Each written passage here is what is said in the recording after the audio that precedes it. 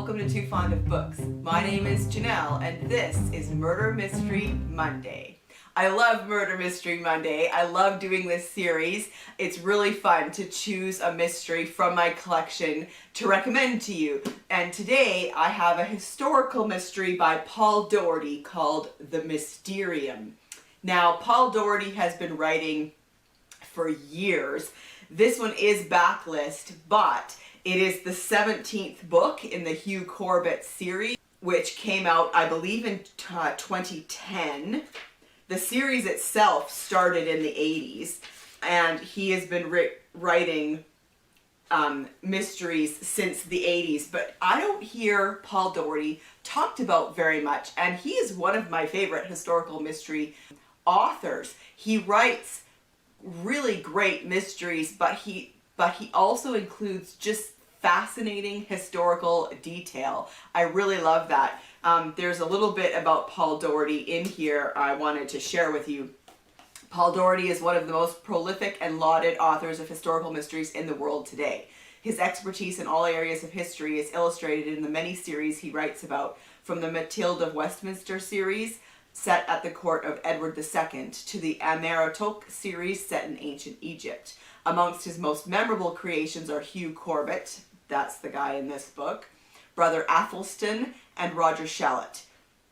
Paul Doherty was born in Middlesbrough. He studied history at Liverpool and Oxford universities and obtained a doctorate at Oxford for his thesis on Edward and Queen Isabella. So he is a history buff himself, and that really comes out in his books.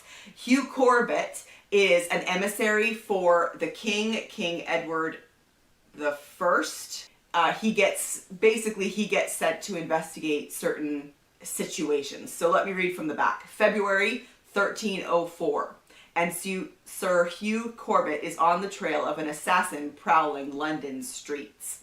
A succession of brutal murders shocks the city as it comes to terms with the fall from power of Walter Evesham, the Chief Justice. Accused of corruption, Evesham has sought sanctuary to atone for his sins. When Evesham's clerk is found cruelly murdered, and then Evesham himself is discovered dead in his cell, it appears that the Mysterium, a cunning killer brought to trial by the Chief Justice, has returned to wreak havoc.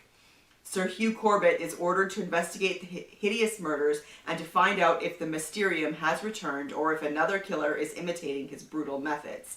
As the danger deepens, will Corbett succeed in outwitting his most cunning foe yet? First of all, I love that name. The Mysterium is such a great name for an assassin. I think that's fantastic.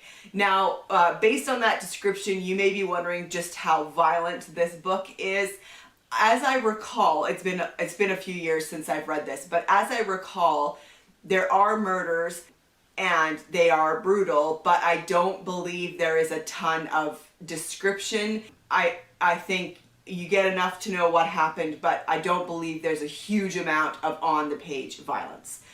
So I don't know if that helps or not. I don't know if I said this, I can't remember if I said this already, but this is the 17th one in the series, but I think it's totally fine to jump in right here. As I said, the series started in the 80s. It may be difficult to find the earliest books, and I don't think this is a series that necessarily needs to be read in order, so it's totally fine to just jump right in.